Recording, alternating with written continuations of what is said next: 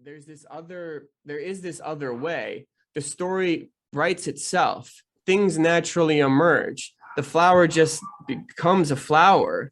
It will. And like when we're talking about like, and this is kind of what I mean too about like all prophecy really is like being able to recognize where things are already going, like understanding there is a force driving us to where we're supposed to be anyways, and that force is good, and then just participating with it. And there's definitely like been too much of a sense that you need to like fall into formation in order to like be a Christian.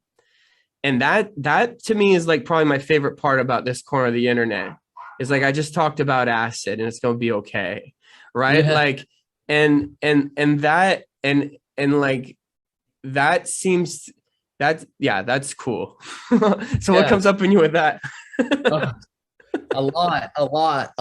I don't know that this is true everywhere, but with my experience, I grew up in a church, like kind of the experience that Vervaeke talks about. Yeah. And so it was it felt very abusive, but the worst part was that it was always for your good.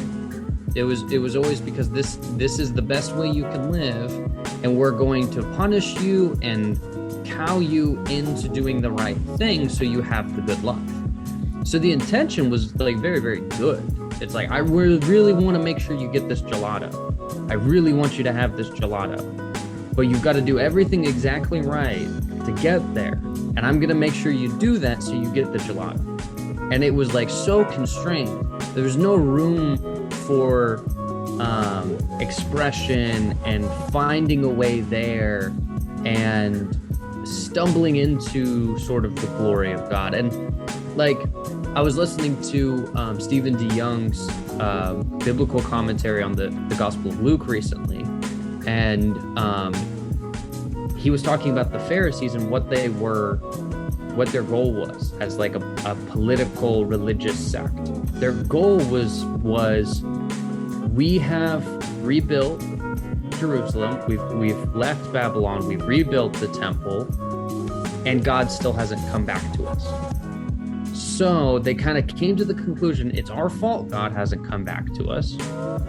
So we're going to get really strict, we're going to get really, really precise with the law, and then we're going to try to get the whole country to abide by it so that we can get God to show back up, because he must not be showing up because we're so dirty and wrong.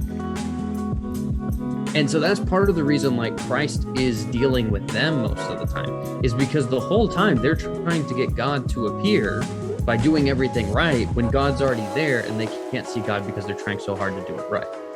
And to me, that's the pattern that we've been in for quite a while of, we've got to get all of this right to fix all of our problems. And we get tighter and tighter and tighter on that we miss the fact that the good is already here.